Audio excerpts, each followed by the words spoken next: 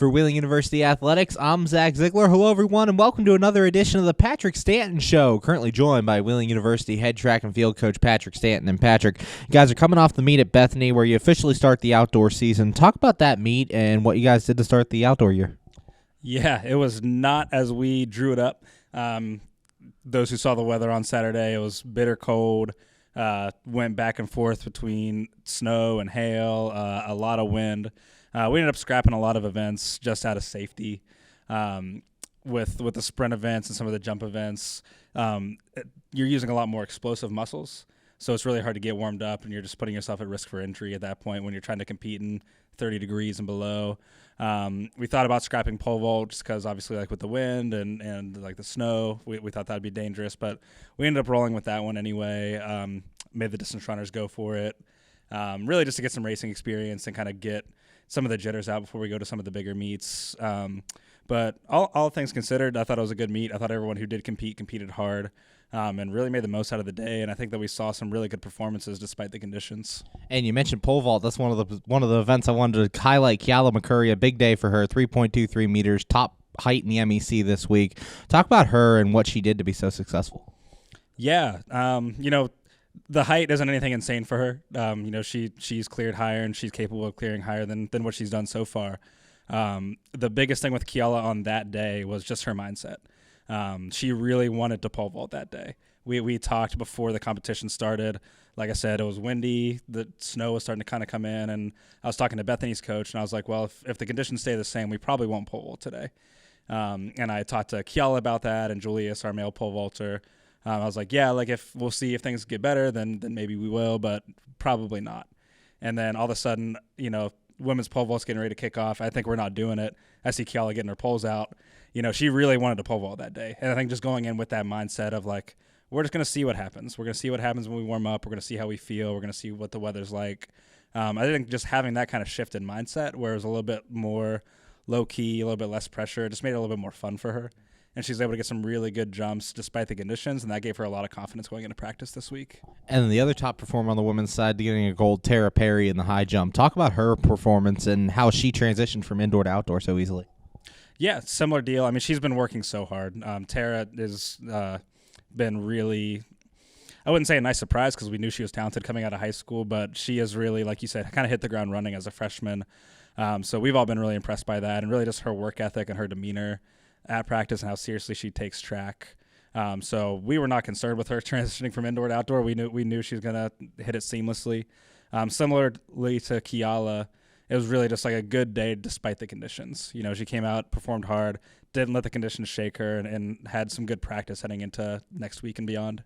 And then transitioning to the men's side, TJ Tyndall gets your final gold in the 400-meter for him.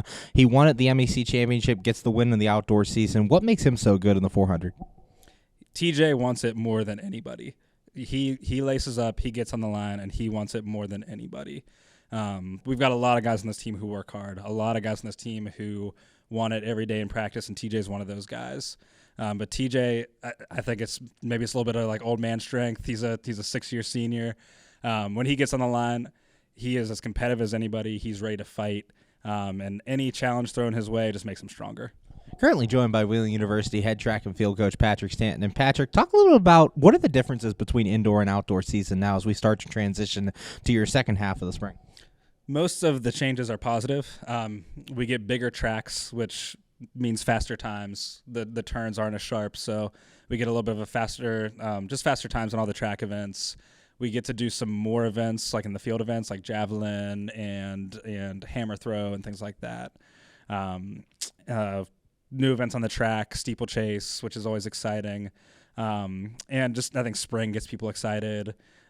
We've always, until a couple of years ago, we never had an indoor championship for the MEC. So our thought process as a program historically has always been we're gearing up for outdoor. And although we have an indoor championship now, and that's obviously a big thing for us, we want to do well at the indoor championship.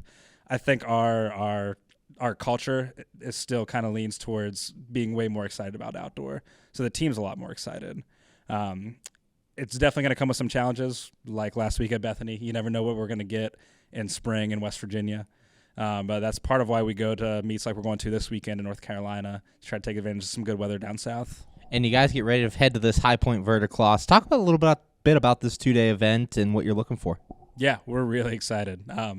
We love track meets in North Carolina. We always make a point to put 1 or 2 on the schedule every outdoor season.